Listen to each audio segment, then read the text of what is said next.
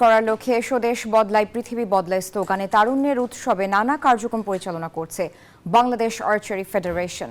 নীলফামারী ও ফরিদপুরের পর এবার তারুণ্যের উৎসবে আর্চারির নানা আয়োজন সম্পন্ন হলো টঙ্গীর আর্চারি প্রশিক্ষণ কেন্দ্রে। আর্চারি প্রতিযোগিতার পাশাপাশি সেখানে আয়োজন ছিল বর্ণাঢ্য র্যালি, পিঠা উৎসব ও সাংস্কৃতিক অনুষ্ঠানের। বৃহস্পতিবার সকাল থেকে শুরু হয় আর্চারি প্রতিযোগিতায় ন্যাশনাল ওপেন র্যাঙ্কিং টুর্নামেন্টের মোট ৬০ জন প্রতিযোগী অংশ নেয়, যার মধ্যে ২৭ জন নারী আর পুরুষ প্রতিযোগী ছিল ৩৩ জন।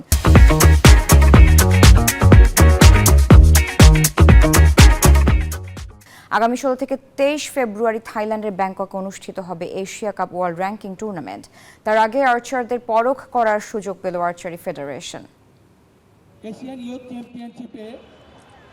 আমরা কিন্তু প্রতিটা অঞ্চলে টাচ করার চেষ্টা করছি। যদি বাজেট থাকতো আমি ৬৪টা ডিস্ট্রিক্টে আর্চারি এই তারুণ্যের উৎসব আয়োজন করতো, কিন্তু যেহেতু বাজেট স্বল্পতার জন্য আমরা ৯টা ডিস্ট্রিক্টের মধ্যে সীমাবদ্ধ। এবং নেক্সট এশিয়ান ইউথ চ্যাম্পিয়নশিপ ২০২৬ আমরা ইনশাল্লাহ একটু কথা হয়েছে বিকেএসপিতে আমরা করার চিন্তা ভাবনা আছে, এবং একটা ওপেন ইনডোর চ্যাম্পিয়নশিপ আমরা করব, যে কোনো খেলোয়াড় এখানে অংশগ্রহণ করতে পারবে।